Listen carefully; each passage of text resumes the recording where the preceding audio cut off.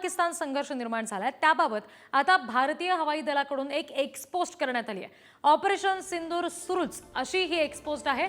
सध्या ऑपरेशन सुरू आहे, योग्य वेळी तपशीलवार माहिती दिली जाईल असं हवाई दलानं स्पष्ट केलंय। कोणत्याही प्रकारची अटकळ नको, अप्रमाणित माहितीचा प्रसार टाळा असं सुद्धा सांगितलंय। सध्याची परिस्थिती पाहता हवाई दलाचे जवान अत्यंत महत्त्वाच्या मोहिमेवर कार्यरत आहेत आणि या संवेदनशील परिस्थितीत अधिकृत माहिती येणं महत्त्वाचं आहे। त्यामुळे नागरिकांनी कोणत्याही अंदाजानुसार बातम्या पसरवू नयेत आणि केवळ अधिकृत स्रोतांवरच विश्वास ठेवावा असं आवाहन हवाई दलाकडून करण्यात आलंय। योग्य वेळी हवाई दल स्वतः सविस्तर माहिती जनतेला देईल असंही सांगितलं गेलंय।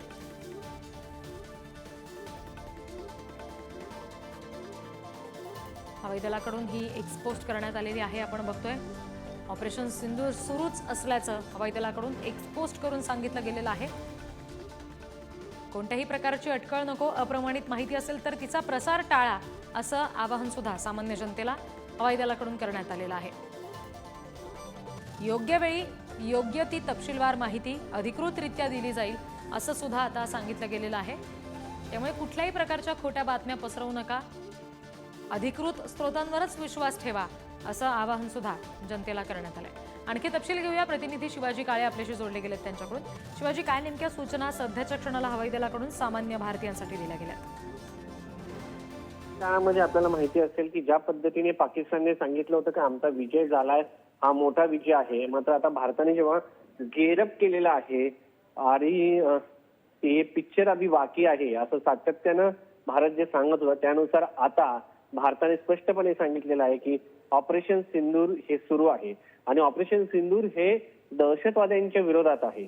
त्यामुळे पाकिस्तानने जो स्वतःकडे विजयाचा होरा मानला होता, सोशल मीडियावरती सातत्याने सांगत होता, आता पाकिस्तानच्या लक्षात येईल की भारताने जेव्हा म्हटलेलं आहे किंवा भारताच्या वायुसेनेने असं म्हटलेलं आहे की ऑपरेशन अभी बाकी आहे, सुरू आहे, तर त्यामुळं आता पाकिस्तानला कदाचित थोडीशी जाणीव होईल आणि त्यांच्या जनतेमध्ये ज्या पद्धतीने सांगितलं जात होतं की युद्ध आम्ही जिंकलो आहोत, पाकिस्तानचा मोठा विजय आहे, तर आता त्यांची बोलती निश्चितपणे बंद होईल।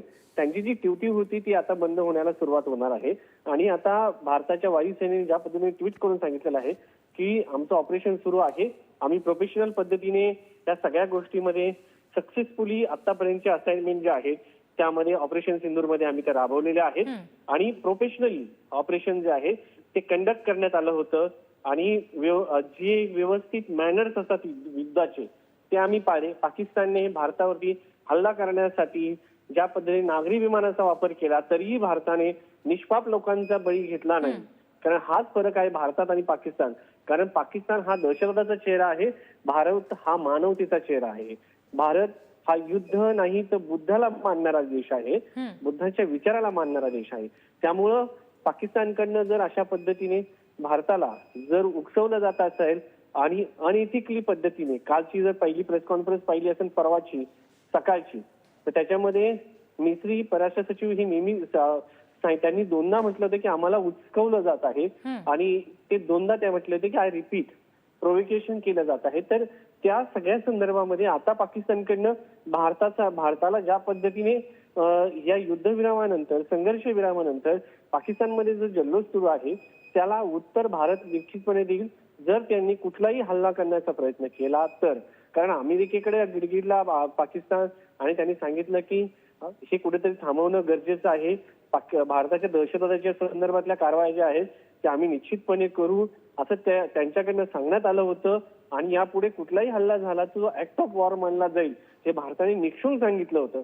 त्या सगळ्याच्या पार्श्वभूमीवरती आज ही सगळी बैठक होत आहे आणि एअरफोर्सकडनं जे ट्विट करण्यात आलेलं आहे त्याला एक वेगळं महत्व या निमित्ताने प्राप्त होतं। जी, धन्यवाद शिवाजी सगळ्या तपशिलांसाठी।